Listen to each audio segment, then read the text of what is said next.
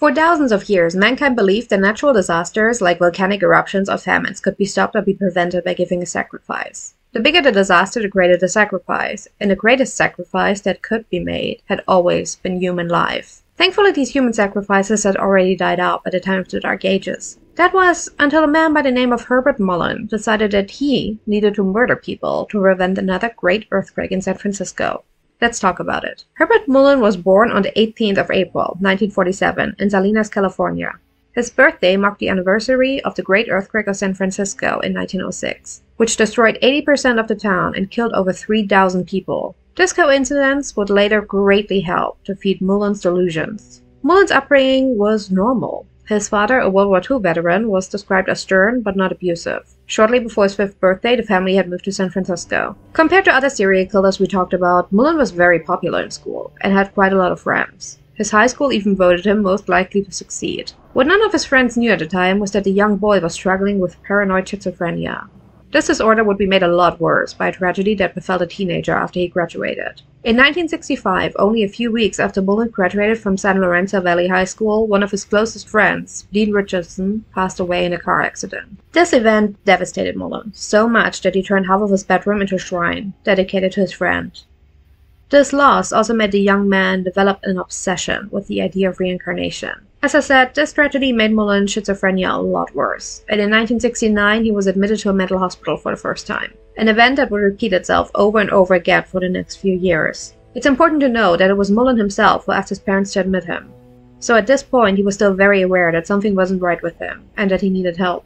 Unfortunately, Mullin was always discharged from the hospitals, with a note saying he was no danger to himself or others. A fatal mistake that would lead to the untimely death of many people. Instead of taking the medications the doctor prescribed him, Mullin instead started taking LSD and cannabis. By his mid-20s, the young man had developed a serious drug addiction. Mullin hurt himself repeatedly by putting cigarettes out on his own skin. He was always seen talking to himself, and at one point he had even tried to become a priest. He even lost his apartment after his neighbors complained that he was constantly screaming at imaginary people. In 1972, with 25, Mullin had to move back in with his parents in Felton, California. At this point, the young man couldn't ignore the voices in his head anymore, and they were telling him to do horrible things. As I said, Mullin's birthday, April 18, is the anniversary of the Great San Francisco earthquake. This led the man to believe that another earthquake was coming, and the only way to stop it was to sacrifice human life. As he later told police, at the time, he had talked himself into believing that the Vietnam War was the only thing stopping an earthquake from occurring before, because the war had produced enough sacrifice of American life.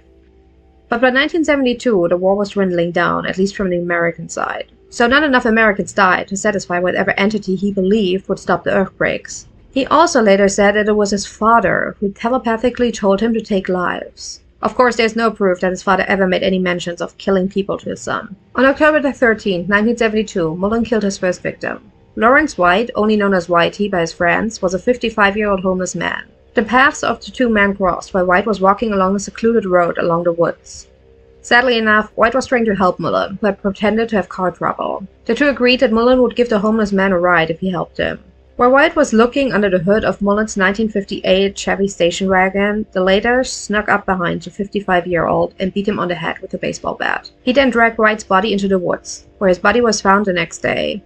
After his arrest, Mullin claimed that he thought White had been Jonah from the Bible, and that he had sent him a telepathic message saying, "Hey man, pick me up and throw me over the boat. Kill me, so that others will be saved." It wouldn't take long for Mullin to kill again. On the 24th of October, so only 11 days after the first killing, he had found his next victim. As he later stated, he wanted to test his theory that the environment was being rapidly polluted, and that only he could stop it. And he also said that the voice of his father told him to kill again. Mary Guilfoyle was only 24 years old when she met Mullin. The young woman was hitchhiking when the man offered her a ride. Mullin later claimed that she told him that she didn't usually hitchhike because she was scared of something bad happening. But on that day, she was running late for an appointment she couldn't miss. Mullin stabbed the young woman in the chest while still driving. I couldn't find out where he drove after killing her, but at some point he cut open her stomach to disembowel her, because he wanted to see her organs to check if his theory on pollution was true. Apparently he thought that everyone's organs were getting polluted. Her body was found in February of 1973, so several months after the murder. Police actually thought that she had been a victim of another serial killer operating in the region at the same time, Edmund Kemper. I'll make a video about him another time. The way his victims died, and that there was no pattern in gender or age, made it a lot harder for police to find Mullin. Something that unfortunately led to many more deaths. He's also one of the few serial killers that didn't have a victim pattern. After his second murder, Mullin actually began to doubt that his hallucinations were real, or from his father for that matter. This led him to feeling incredibly guilty. So, he went to St. Mary's Catholic Church in Los Gatos on the 2nd of November 1972. There, he wanted to confess his crimes. The priest of the church was Father Henry Tomei. Mullin later said that when he confessed to Henry, the priest volunteered to be his next sacrifice. He hit, kicked, and stabbed Henry to death in the confessional booth, and then fled the scene. Around January of 1973, Mullin applied to join the United States Marine Corps. He later said he thought it would be better to go off to war and legally conduct his sacrifices. Now, weirdly enough, he actually passed a psychological evaluation, but then he refused to sign the waiver that would let them check his background. So he of course got denied entry. This made his paranoia a lot worse. He now thought that he was the victim of a hippie conspiracy that were trying to stop him from saving the planet. At this point, Mullin had stopped taking drugs completely, and he talked himself into believing that the cannabis he had been taking was the reason for his life falling apart. And not just the drugs, but also his former friend from high school, Jim Gianera, who first sold him cannabis. So the first thing he did was buy multiple guns. And then, on the 25th of January 1973, he drove to a remote area of Santa Cruz, where Gianera used to live when the two went to high school.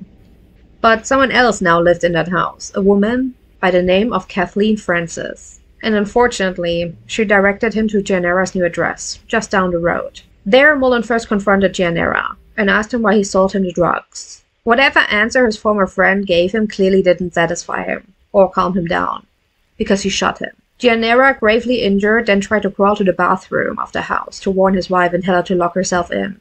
But Mullin broke the door down and shot her too. He then went back to the first house and proceeded to shoot Frances and her 9- and 6-year-old sons, Damon and David. After he shot all of them, he also stabbed each victim multiple times. But it was these 3 deaths that would later make it impossible for him to plead not guilty by reason of insanity.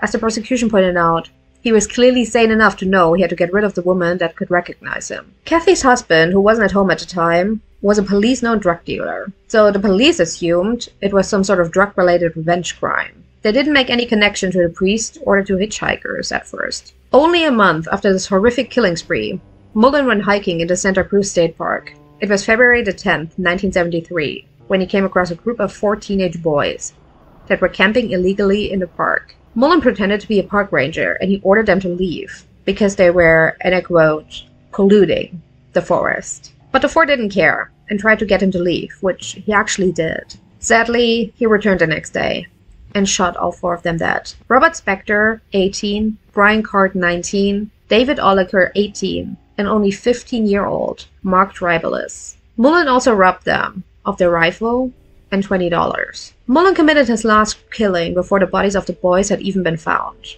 He had been driving firewood home when he came across 72-year-old Fred Perez. The prizefighter and fishmonger was working in his garden in the neighborhood in Santa Cruz. Mullin passed the man once, then made a U-turn and shot the man straight in the heart. As I said, this was a neighborhood, and one of Fred's neighbors saw the whole thing. They called the police and gave them Mullin's license plate. It actually only took a few minutes for a patrol car to find Mullin.